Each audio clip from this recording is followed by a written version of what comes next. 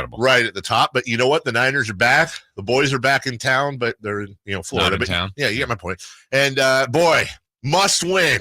It's a must win this weekend. We need to hear lots of touchdowns and CMCs and all the fun stuff from Greg and Tim, who join us right now. I should say Greg, the voice of the Niners, joining us. He will be with Tim this weekend, calling the game in Florida. Good morning, sir. How are you? Oh, yep. How about I click the button? Good morning, Greg. How are you? Good morning. Take two. Good morning, Sacramento. How are you guys? Great. Just getting ready to go over the facility and fly out to Jacksonville. It's a long flight. First of all, it's about a 5-hour flight going that way, and probably like 6 with the wind coming home. So another one where it's difficult. When you kick off at 10 o'clock in the morning and the team has to make a cross-country flight, there was a long time where West Coast teams didn't do well on the East Coast, but a lot of that was just a down cycle with the West Coast teams. The West Coast teams are better now. But Jacksonville's a good team. This is going to be a hard game. I'm not going to compare it to Cleveland or Minnesota and Cincinnati directly. I think there are some commonalities. Cleveland and Cincinnati both were coming off their byes, and Jacksonville's not only coming off their bye, but they had a Thursday night game before their most recent game against Pittsburgh. So they've played one game in the last 23 days. And the 49ers obviously are coming off the bye. I do see a fresher, more energized team that I saw certainly against the Bengals. But I'm here to tell you, it's going to be a hard game. I think the one thing that's different, and we'll know when we get there, the football fans in North Florida are not as rabid as they are in South Florida and some areas of that state, or certainly Minnesota. I think going there to play that game and going to Cleveland was just daunting because of the wind and the weather and the dog pound in Cleveland and that skull drum and torn and all the noise they have in Minnesota. I still got a headache. So I'm really anxious to see if the 49er fans can take this stadium over. I'm reading that there's 54% or the tickets are going to be Niner fans. So we'll see if they can take Everbank Stadium over, but it's going to be a hard game. We'll see how many touchdowns San Francisco we get. It's a good defense. They lead the NFL among the top few teams in forcing turnovers. They get a lot of interceptions, and they're really hard to run on. They're difficult with Trayvon Walker, the number one pick on one side, and Josh Allen on the other side. So I know people think Jacksonville, and they'll go there and roll them, but this is the hottest team in pro football right now. The Jaguars have won 5 in a row, and they're 6-2 overall. So this is going to be a tough game. Greg, do you expect that the Niners will have Trent Williams for this one? I don't know. I was encouraged more. He told me he was going to play. And then yesterday he was not a full participant in practice. It's a bad ankle sprain. I just think he's had that ankle at the right ankle. Going back to the Green Bay game, remember the snow game when Talanoa Hufanga and Jordan Willis combined on that great block punt and scoop and score of that game. He got it in that game, and I remember seeing him after getting on the plane, and he had a full boot, and he wound up playing the championship game the next week in L.A. against the Rams, but he should not have. They had a 2nd and 1 in that game and a 3rd and 2 that Eric Weddle stuffed. They look back on, I think it was Trent just not being able to get off the ball. So he's kind of in the same situation. He got it in Cleveland. He got rolled up on, and it was kind of a bad one. Shelby Harris, the veteran lineman, rolled into him, and he came out for 2 snaps, came back into the game, and played the whole game. But he wasn't right. It was clearly his worst game of the year, and then he missed the last 2. So we'll know more today, Jace. I think we'd like to hear he's a full participant in practice today, but now we're going to get a designation. So I would think that he would be questionable going into the game. I don't think they'll just say he's out. I don't think they'll put a probable on him. Maybe if he has a good day of practice, but I think he'll probably by the end of the day, it'll still be questionable whether Trent will be able to go. Greg Papa with us, voice of the Niners, right here in your home of the Niners, Sactown Sports. So 3 in a row, get the bye week. You get Chase Young. Debo's healthy, and we hope Trent's going to be healthy. But also, Coach is moving from the booth to the sideline. Steve Wilkes moving down there. And we've talked about it a little bit this week, but, as people saw last week, there aren't too many people that know the ins and outs and X's and O's of football more than you, Greg. So can you help us a little bit with Why? And then what changes? What are the positives and or negatives from a guy going from the booth to the sideline? Communication, be able to talk to his players directly.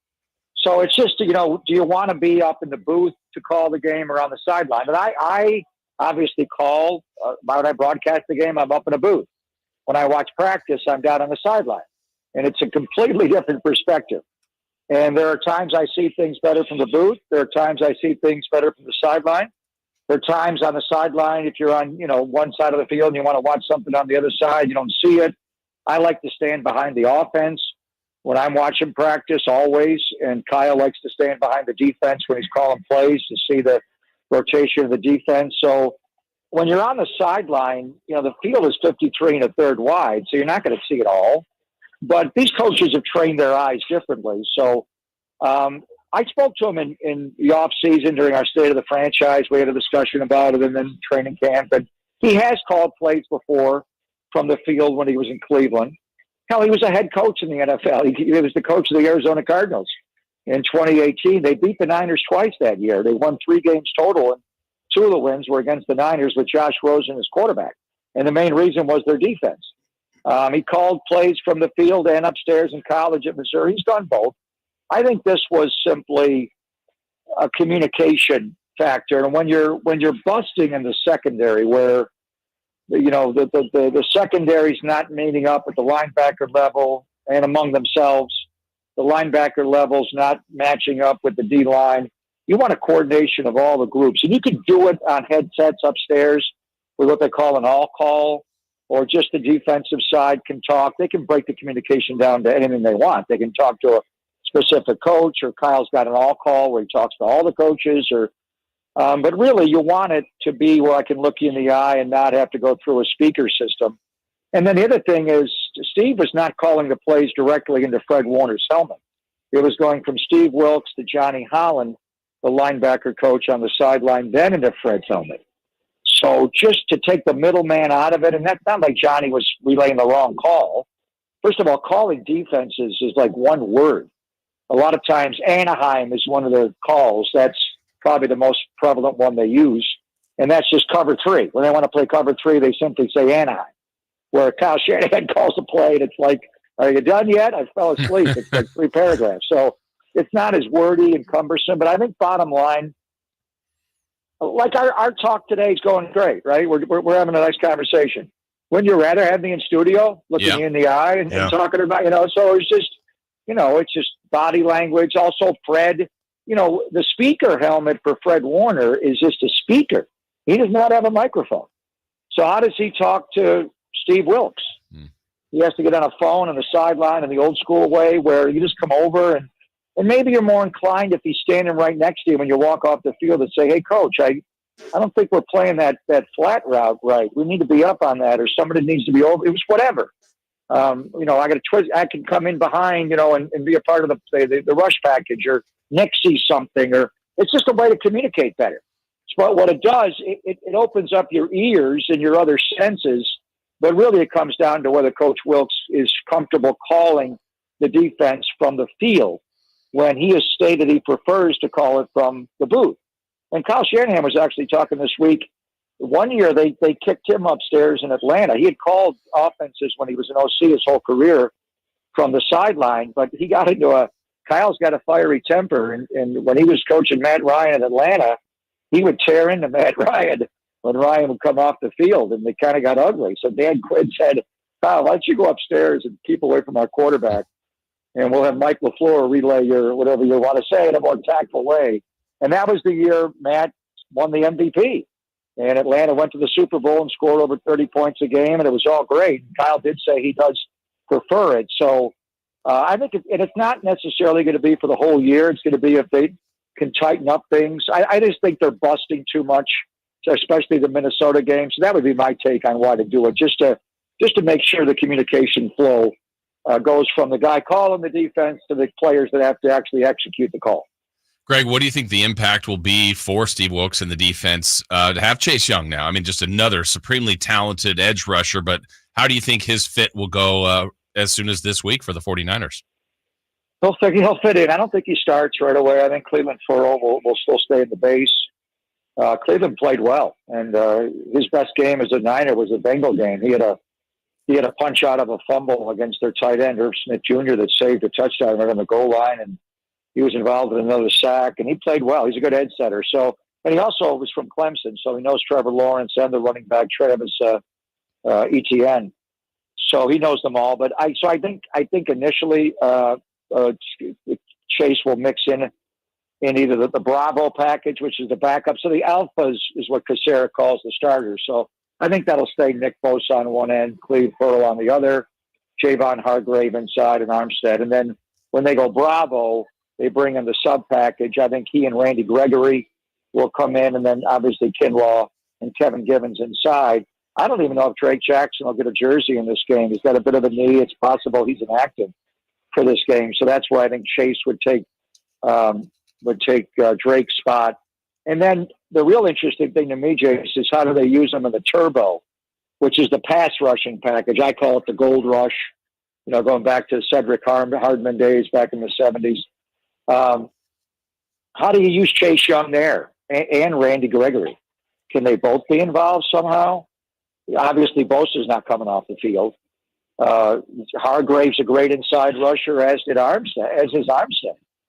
So do they go to a 5-man line at times when they want to rush the quarterback? Usually 5-man lines are used to play the run. They could do both, and you don't know exactly what a team is going to do. But if you get into second and third and longs and you want that turbo to go get the quarterback, where does Chase fit in? I think he'll be in that package. I'm just not sure how they'll do it with Randy Gregory and Bosa and Armstead and the Gravedigger. Greg Papa joining us, voice of the 49ers. Sometimes I like to run things by you, Greg, because you have a good way of seeing through a lot of the crap that's out there. I saw the stat the other day. I'm sure you've come across it. I won't get the numbers right, but it was something like lifetime Kyle Shanahan is like 1-31 when trailing by 3 or more in the fourth, and 0 and God knows what when trailing by 6. When you see something like that, is there any part where you go, Kyle didn't do great in fourth quarters and they got to have the lead, or is that a misleading number to you? Well, I've seen different versions of that. 0 for 39 when down 8 or less or something. And what is he down 7 or less? So I off the top of my head, the 2019 year, we had 2 games where they had to win them in the fourth quarter. And it was the game in New Orleans. What'd that game wind up? 48-45 or some ridiculous shootout number. It was amazing. It was Kyle and Jimmy against Sean Payton and Drew Brees. And it was a shootout. And remember the 4th and 2 throw to Kittle that Jimmy hit, and he went down the sideline, and their safety grabbed him and had a personal foul, and they wound up winning that game. I remember a game against the LA Rams that year in 2019. Saturday night, late season, had to have it to be the number 1 seed. And they converted a pair of, 3rd and 16s, I think. One to Emmanuel Sanders, one to Kendrick Bourne. That Jalen Ramsey lost his mind on and went crazy on their safety, Taylor Rapp. So, and then you wound up winning the game with a field goal. So, and then how about the game we talked about, the Talanoa Hufanga scoop and score game in Green Bay? And that was a tie game, and they were down, but they had to drive the length of the field in the snow. Jimmy had to make a couple of big throws with the bad thumb and the bad shoulder, and Debo ran that inside run, in the backfield in the Deadpool formation to pick up enough yardage to get Robbie Gould a field goal. So I don't know. I mean, you can make numbers spin any way you want. I think the bottom line is they have not had to come from behind a lot to win. So if you're saying he's over, Kyle's got a good one-loss record, especially in 19, 21, and 22, and so far in 23. Had the one bad year when they were 6-10 in the pandemic year, but they got hurt. And in the first 2 years, he didn't have any players. He had to build a roster. They got Bosa and the quarterback healthy. So obviously they're playing with the lead a lot. And I think that's really the recipe for this game is don't fall behind. Don't come from behind. When the Niners got off to the 5-0 start, Dave, they trailed for exactly 100 seconds the first 5 games of the year. And that was the last 1 minute and 40 seconds in LA, week 2. And then they came right back and tied the game before halftime when Kyle went for it with a second to go to get the Purdy sneak for the touchdown.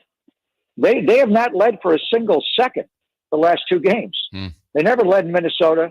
They never led in Cincinnati down the entire game. That's not the way the Niners play. They play with the lead. They unleash the gold rush. They rush the ball down your throat. And that's how Jacksonville plays, by the way. During their 5-game winning streak, Jacksonville has had the lead the entire time, with the exception of like 3 minutes against Indianapolis, and they fell behind 3-0. Otherwise, they've been front runners the whole time. So to me, the key to this game is to score first and never let them get the lead at all. Let them play from behind and they're still young. They're very talented offensively, but they're young, talented guys that are still trying to prove themselves. So the Niners, they haven't won a Super Bowl yet, but the Niners have won a lot of big games, both playoffs and regular season games, to get into playoffs and proper seeding. So I think the bottom line is you don't want to have to come from behind. I remember years ago they asked Johnny Unitas, the great Hall of Fame quarterback, about John Elway's stats. John Elway had like the most comeback wins in the NFL in the fourth quarter in history and all time. And they asked Johnny, why didn't you have more fourth quarter comebacks? And he said, I always led when I went to the fourth quarter. I was never behind. So I think I don't know what to make of those numbers, except the 49ers are front runners. So don't put yourself in a position where you have to come from behind. Just score first, score often, score throughout, and never fall behind in the game would be the formula. Talk with Greg Papa. Greg, you said, and we listened to you, so much information, stuff you're saying off the top of your head. I know you're always prepared. So it got me thinking when you said you're flying out for 5 hours, obviously the flight home may take you 6. How do you personally spend your time on the flight? How do you think? Watching more stuff, reading? I'm going to download. Yeah, I'm going to read, but I'm going to download. I got 2 Jacksonville Jaguar games already downloaded. One on my Xfinity app that'll give me a whole game with them against Pittsburgh. And then I love the new Red Zone on YouTube TV. It's just such a better technological app. And I love DirecTV, but this one's so much better. It allows me to download. So I got one game on one iPad, one game on another iPad. It's about a 5-hour flight, so I think that'll get me through the entire flight.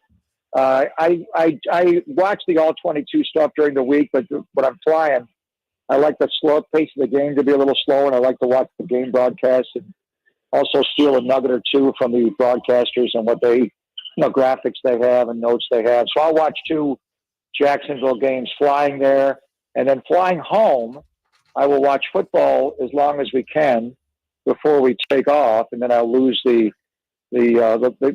streaming where it's fast enough for me to be able to watch like Sunday Night Football, Raiders and Jets flying home. So you know what I got planned for that is to record the Warriors-Cavaliers game and then download that on Saturday night and Sunday morning and watch the Warrior game on the way back. So amazing. I'm always watching something. Well, as we wrap up, as we're out of time, have a safe trip. I don't think in any of our conversations ever, I don't think I've ever asked you this. So I'm hoping since you're going back there, you might do me a favor, especially in that neck of the woods, Greg. Would you please bring us back a win? Please. Please. Well, I don't have much say in that. Yes, you do. Yes, I believe that you do. How do I impact that? You announce your presence with authority. You impact the game. I don't think so. But I will say, I thought the Cleveland game was going to be hard. I may have been the only one that thought that, but I thought a team coming off their bye week and Bill Callahan running their offense run game and Jim Schwartz in defense, and I thought we'd win in Minnesota. I got to say that one surprised me. Yeah. But I thought the Bengal game, it went almost exactly as I thought. I just felt, hey, the Bengals may go to the Super Bowl. Yeah. And they were coming off their bye week and their quarterback's over the calf injury, and I just thought, whoa, our team is tired. The quarterback's in concussion protocol. It's going to be a hard game. This game, I do respect Jacksonville, but I don't think they're quite ready yet. I think this is going to be like a playoff game for them. The Niners are refreshed and ready and energized, and they're going to come in and get the Niners. Like, what game do the Niners have to play to win this game? If they play their A game, they're going to win. Mm-hmm. Can they get by playing their B game and win? I think possibly. I think this is still a young team that has a little bit of a disconnect, especially in the red zone with the quarterback who's really skilled and the wide receivers, and mainly Calvin Ridley. They're still kind of learning each other a little bit. So I'm not going to guarantee a win, but I feel much better about this game than I did certainly going to Cleveland and when Cincinnati came in. So I think I may be able to help you out there, Dave. I may be able to go to Duval and bring back a win. I might be able to do that. All right, there's a box of good stat of cookies. We're getting around that time. We are. I know we are. We are. We're gonna have that conversation. Get your daddies. It's our tradition. Safe flight, sir. Thank you so much. Have a great call on Sunday. You realize I'm flying on the charter, so if we don't have a safe flight, we're not going to win. That's a good one. I love when people tell me to have a safe flight. I'm like, damn. Yeah. If we don't have one. And you know what's terrible about if anything ever should happen on the flight with with the team? Yeah. I'm just going to be in the and others. I'm not gonna, this got dark. I'm not going to make it at all. Who's the headliner in that? Nick Bosa, Kyle Shanahan, and others. I'm going to get a headline. Terrible. Well, we'll do it. How do you want to go down this I road? don't either. I'm knocking on wood. I'm throwing salt over my shoulder now. We'll see you. We'll see you next Friday, bright and early, sir. Take care. We will have a safe flight. Yes, you will. Thank you, Greg. That's Greg Papa.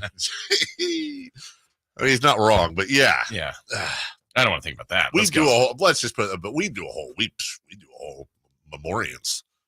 Is that a word? I don't know. Memorials? What? Okay. Hey, we have celebrity birthdays coming up. Yeah, we do.